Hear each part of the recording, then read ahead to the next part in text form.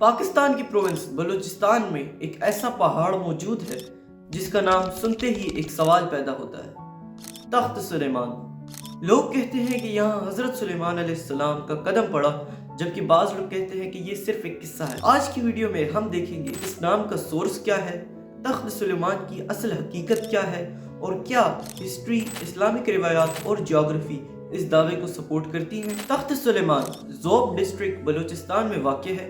इसकी height 3487 metres है, जो इसे पाकिस्तान की बुलंद तरीन पीक्स में शामिल करती है। इसके टॉप पर एक ज़ियारत भी मौजूद है, जो सदियों से लोगों के लिए एक मुकद्दस मकाम रही है। यहाँ सबसे बड़ा सवाल पैदा होता है कि इस पहाड़ का नाम हजरत सुलेमान अलैहिस्सलाम के साथ क्यों जोड़ा गया। इस्लामी रिवायात के बगौर मुताले पर यह पता चलता है कि अल्लाह ताला ने हजरत सुलेमान अलैहिस्सलाम को हवाओं का इख्तियार, जिनों पर हुक्म और दूर दूर तक सफ़र करने की सलाहियत अता की। कुछ लोकल रिवायात कहती हैं कि यहाँ से हजरत सुलेमान अलैहिस्सलाम का गुजर हुआ और इस पहाड़ पर खड़े होकर उन्होंने अपनी सल्तनत को देखा, इसलिए इसको तख्त सुलेमान यानी थ्रोन ऑफ सुलेमान कहा गया। कुरान मजीद में वाज़ेह तौर पर हजरत सुलेमान अलैहिस्सलाम के बारे में आता है कि अल्लाह ताला ने उन्हें हवाओं पर कुदरत अता की, सूरह सबा और सुलेमान के लिए हवा को मुसख्खर कर दिया। इससे ये बात वाज़ेह होती है कि हजरत सुलेमान अलैहिस्सलाम के लिए दूर दूर के इलाकों का सफ़र करना मुमकिन था, लेकिन कुरान हकीम में कहीं भी वाज़ेह तौर पर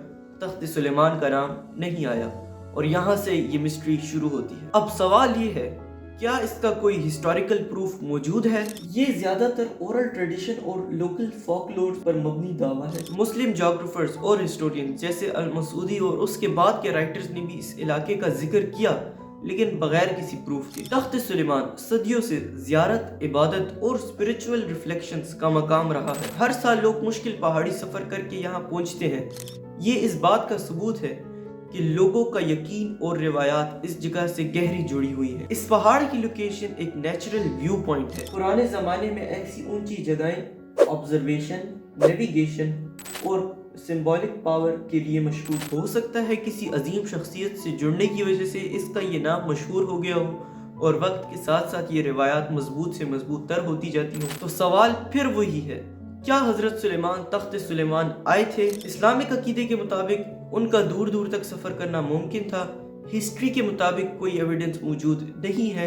रिवायात के मुताबिक ये मकाम उनके साथ जुड़ा हुआ है। सच ये है कि तख्त सुलेमान एक हिस्टोरिकल साइट कम और एक जिंदा रिवायत ज़्यादा है, और कभी कभी तारीख के सबसे गहरे राज वही होते हैं जिनको ना मुकम्मल तौर पर जुटलाया जा सकता है और जिनको नामुकम्मल तौर पर साबित किया जा सकता है। अगर आपको ऐसे राज पसंद हैं जहां फेथ, मिस्ट्री और हिस्ट्री आपस में मिले हुए हों, तो इस वीडियो को लाइक करें, चैनल को सब्सक्राइब करें और कमेंट्स में अपनी राय ज़रूर पेश करें। आपको क्या लगता है, क्या ये एक हकीकत है या सिर्फ एक रिवायत?